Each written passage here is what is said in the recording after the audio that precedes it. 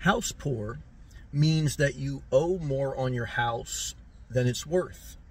And if you had to sell it, you don't have any equity.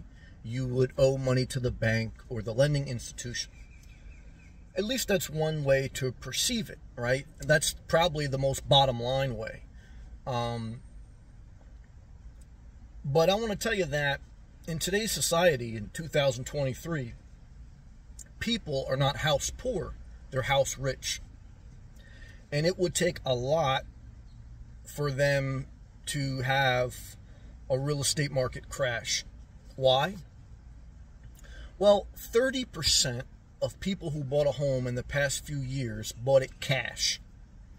So if you own your property cash, even if it goes down in value by 50%, you're not house poor. You may have took a loss on your investment, but you don't owe money on the property. 30% of people that bought in the past 3 years, you don't owe money, so you don't have to sell. You may want to sell, you may lose money, but you're not in danger of foreclosure or not being able to pay your bills. You owe the property cash, okay? You could feed yourself, you're fine. And plenty of people who even have a loan and had the property for a few years, they have 30 to 40% of equity in their house. So the market would have to drop 30, 40% just for them to be at even with what they owe. So for a housing crash to occur, the market would have to crash by more than 50, 60, 70%. And if that's the case, I mean, that would be a huge economic catastrophe where even people who didn't own a home wouldn't be able to buy because the economy would be so bad no one could afford to buy anything.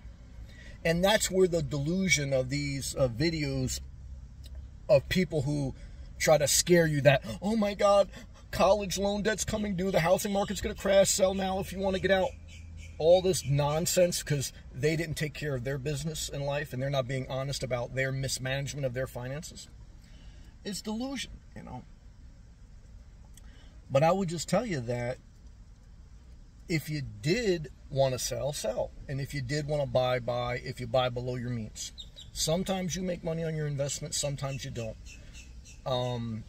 But don't live in this fear. Don't listen to people who pump fear, because the bottom line, guys, is in many regards, the housing market is the healthiest it's ever been. Because in 2006 and 8, a lot of the crash had to do with interest rates because people had variable rates, meaning that the rate on their mortgage would fluctuate with the Federal Reserve. But now most people that do have a mortgage, remember 30% of people don't, most people who do have a mortgage, they locked in a fixed rate at 3%. They don't have a variable rate. So the Federal Reserve can raise the interest rate till 20. That doesn't make the homeowner more vulnerable. It makes you more vulnerable because you can't afford a mortgage more.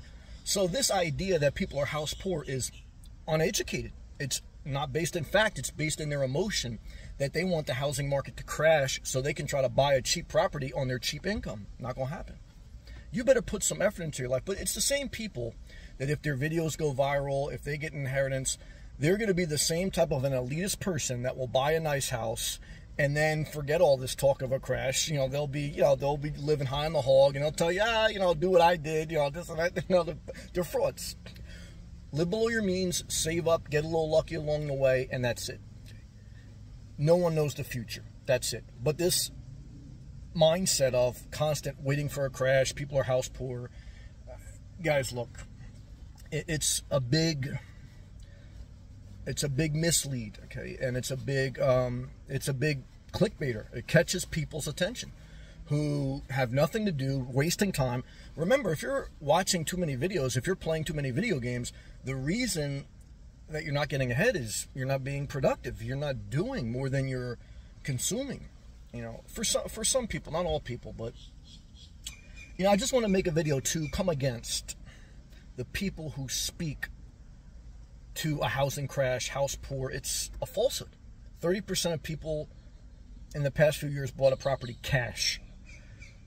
Most people who have a mortgage either bought it or refinanced it at 3-4%, so they're not affected when the Federal Reserve raises the interest rates. Buyers are. So yeah, you may lose money if you want to sell a property because you don't like it no more, or some life circumstance, that's life. You have ups and downs. But this idea that there's this desperation waiting to happen in the housing market, it's not. It's people who chose to rent even when houses were cheap, because this is what I found with cheap people. They mislead you. When things are cheap, they want them even cheaper. When house prices are cheap, they say, well, I'll wait till they go down another 50%. Same thing with a stock. When it goes down cheap, I'm going to wait for it to go down another 50%. Same thing with stock market. I'm going to wait for it to go down another 50%. And that's how you get priced out of the market.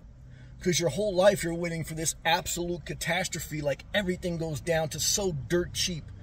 And even if it did, you wouldn't want to buy, because you probably wouldn't be able to. Because, the chances of you being the only one with all the ability to buy when everyone else has to sell is very slim, especially for people who are already priced out of the market. So that's my thoughts on housing crash, house poor, BS. Okay. And they will be an elitist. If they get a little lucky in life, if they go viral, if they get inheritance, they're gonna take their 2 guns and buy the biggest gated community house you ever saw and lie to you, keep you on the hook, living in fear. Live in hope, living off the fruits of your labor, live below your means, and make the most of your life, and seize the moment. Manage your time today. Thank you for watching. Click the thumbs up, click the super thanks, share the video, come against the fear mongers. Thank you for watching.